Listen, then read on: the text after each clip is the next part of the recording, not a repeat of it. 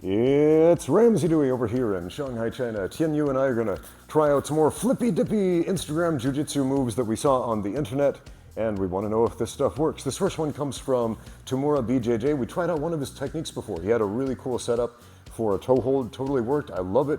And yeah, thanks so much for posting that one. This one is a roll into an omoplata from a spiderweb position. So right here, I'm trying to break this grip. I'm having no luck with it, so I'm going to weave this leg through here, and I'm going to shoulder roll up here into, oh, he's shoulder rolling again. So let's do it again. I shoulder roll again. You're in the video, they only did this once, but if he does that, you can do it twice, and then we roll into the omoplata. Okay.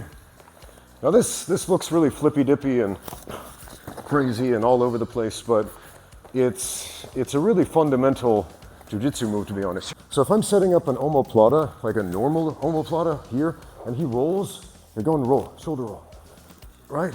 I could do all kinds of things, but one of those is roll. And then go back to where we started from.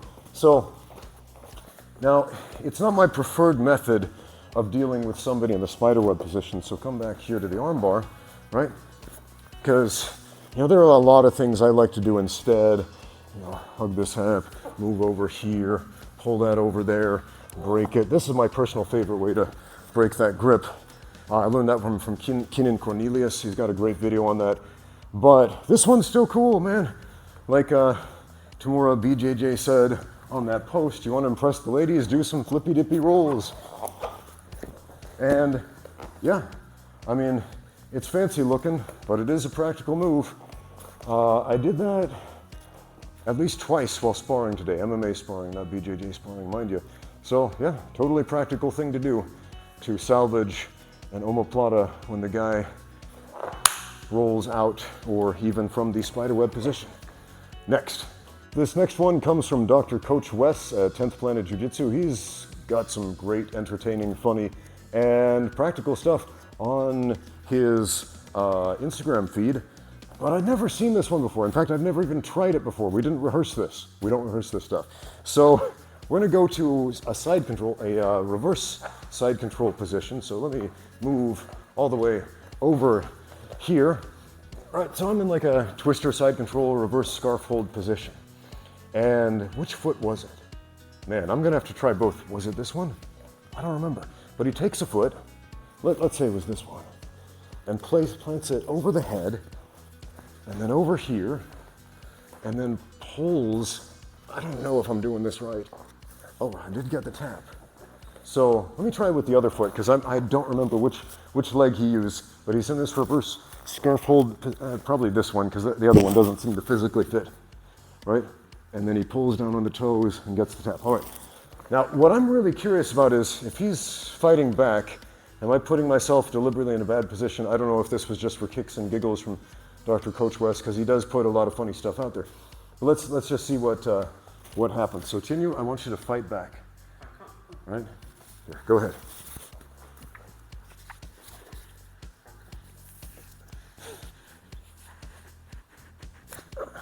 Yeah.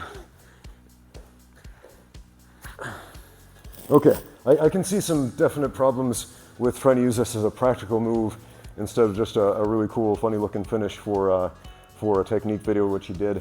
So I would definitely put this at the bottom of my list of priorities in a fight, but it is a really interesting concept, getting a calf crank with the back of your neck. Next. This next one is a throw from Keenan Cornelius. Now, I put myself in this position all the time, but I've never finished this particular type of throw. So we're tied up in like a dirty boxing clinch. I'm gonna duck under, move over here, and there are lots of ways to put this guy on the floor. What Keenan did was hook this inside leg at like a high crotch from behind, lift and dump, and here, let me try that again. I don't know if I'm squishing my microphone, but all right, so we get this duck under, rotate, up, and then, yeah, even trying to be very careful and slow, this works pretty well. Let me try one more time. Up, under, boom. Okay, cool. That one's golden, love it. Next. This next one also comes from Dr. Coach Wes, and once again, I didn't rehearse this, so I don't know if this is going to work. So it's a setup for a Darce choke. I'm here in his guard. I am going to get my over-unders. I'm going to lift him up here. I'm going to plant this arm down here to encourage him to roll.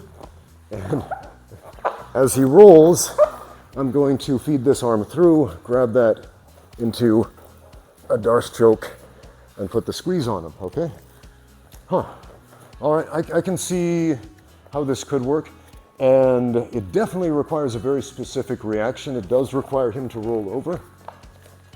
So I'm gonna have to hoist his hips up extra high from here, right? And then plant this down to encourage him to roll. And once he's done that, oh man, I kind of forgot which hand goes where. Oh no. All right, so I'll take this one, there we go. Then roll into the Darce. Okay, I don't hate it. I don't hate it. It's not usually what I would do with an over-under pass, but it's a nice option. So, I'll give that one what are we gonna rate these on? A 5-star system? A best 2 out of 10? I don't know. I'd say it's an okay sort of thing if you like over-unders and Darces and chaining those together. Anyway, that's our episode of Flippy, Dippy, Instagram Jiu-Jitsu. Try this stuff out before you put your trust in it. Thank you for watching. Now get out there and train.